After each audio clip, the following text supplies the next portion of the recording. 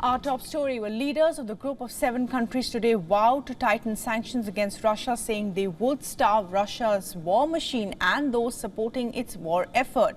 The G7 leaders are also recalibrating their approach towards China and lowering its economic might. Meanwhile, Prime Minister Narendra Modi has also arrived in the Japanese city of Hiroshima. All eyes will be on his meeting with the Ukrainian President Volodymyr Zelensky. This will mark their first in-person interaction since Russia invaded Ukraine. India is present there as an observer state. Now, unlike the G7 countries, India has maintained a neutral position on the war. New Delhi has urged that dialogue is the only way forward, while it has not directly blamed Russia for the war. While heading for the G7, Prime Minister Modi has said he will amplify concerns of the global south at the G7. Now, the day began with an inaugural plenary meeting in Hiroshima.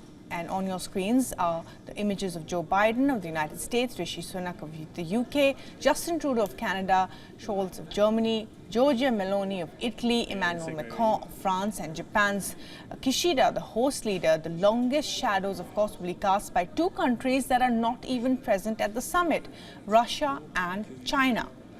Now, as for Russia, reports suggest the G7 plans to target its energy and export market. The new move will target sanctions evasion involving third countries. It will also be aimed at undermining Russia's future energy production. In a recent statement published by the host country, the G7 has demanded a complete withdrawal of Russian troops. The official statement read, and I quote here, Russia should immediately, completely and unconditionally withdraw its troops and military equipment from the entire internationally recognized territory of Ukraine. The G7 is divided over the Russian invasion of Ukraine. While the invasion is condemned in unison, the differences lie on the strategy about how to punish Moscow for it.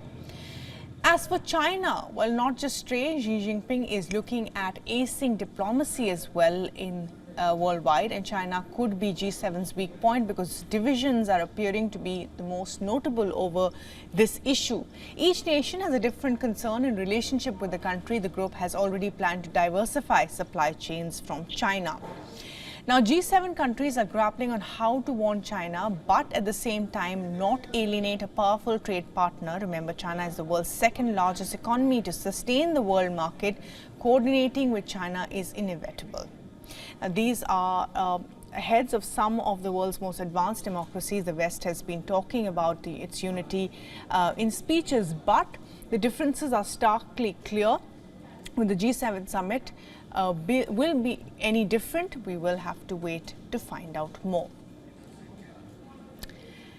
And Siddhant Sibal is now joining us live for the very latest on this. And well, the Indian Prime Minister has arrived in Hiroshima. He's also met with the Indian diaspora gathered there to catch a glimpse.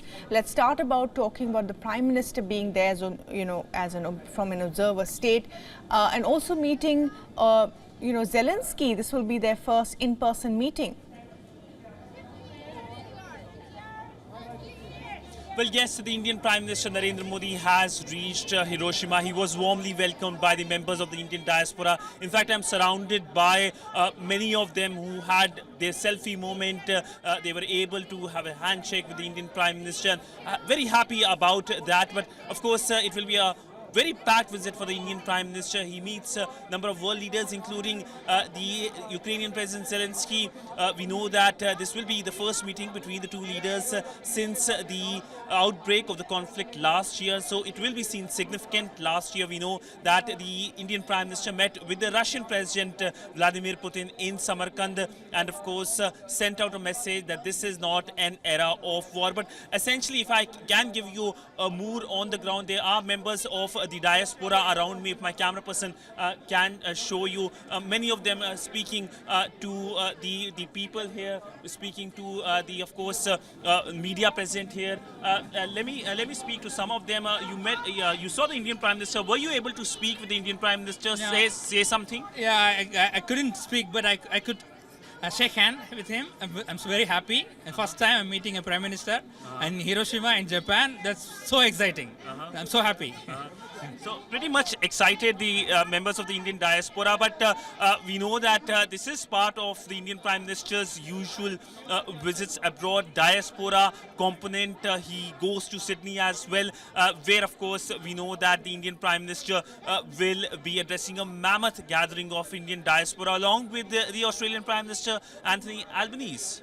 Right, Siddhant, stay with us. We're just going to play out that interaction that you had when Prime Minister Modi met with the diaspora in just a bit, and then we'll come back to you for another question.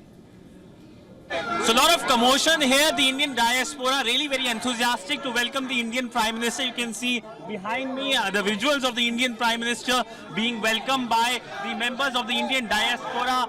Very enthusiastic welcome of the Indian Prime Minister Narendra Modi here at the hotel where the Indian Prime Minister is staying, and of course these are the shots which are usually played out everywhere the Indian Prime Minister goes. The members of the diaspora are trying to shake hands, say hello to the Indian Prime Minister, take selfies as well. We have seen in the past as well these kind of visuals of the diaspora. But if we talk about the presence of the diaspora, there is a significant presence of the diaspora in Hiroshima, in Japan. All right, and Siddhant continues to be with us. And Siddhant, the other major issue, of course, here is at the G7 discussions now about tightening sanctions against Russia, saying that they would starve Russia's war machine and those supporting its war efforts. That's some of the statements coming out from the G7 meeting. So clearly, the focus remains on what are the next steps as far as sanctions are concerned on Russia. Well, the Russian President Vladimir Putin might not be invited to the G7, but he's top of the agenda. We know that the focus is sanctions, and we could expect a major set of sanctions being announced by the G7 countries, including by the United States on Sunday, especially after the joint statement. Now, the G7 countries have been united when it comes to Russia and have been able to put a brave front, even though the conflict continues for over a year now.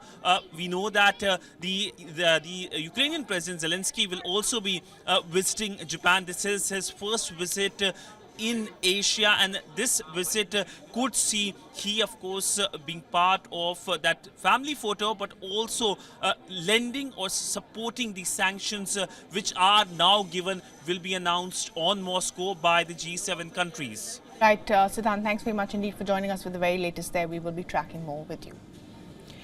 Well, demonstrators have also gathered in Hiroshima protesting against the G7 summit. The protesters gathered in front of the Hiroshima Peace Memorial, also known as the Atomic Bomb Dome.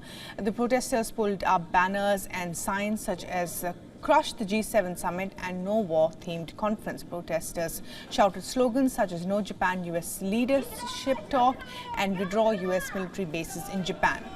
Now, there was another lone protester in front of the G7 Media Center near the Hiroshima Peace Memorial Park. He held a banner calling for a nuclear-free world. For more on this, our principal diplomatic correspondent Siddhant Sibbal sent us more.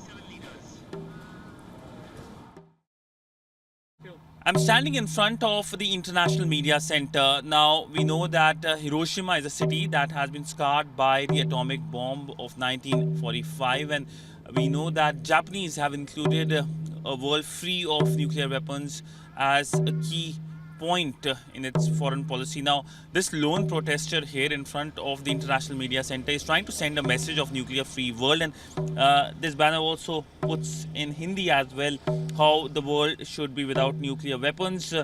Flags of various countries as well, pointing out to the G7 summit and the G20 summit. So essentially, when it comes to a world free of nuclear weapons, a message is being sent by this lone protester. With video journalist Sanjeet, Siddhant Sibbal for WION in Hiroshima, Japan.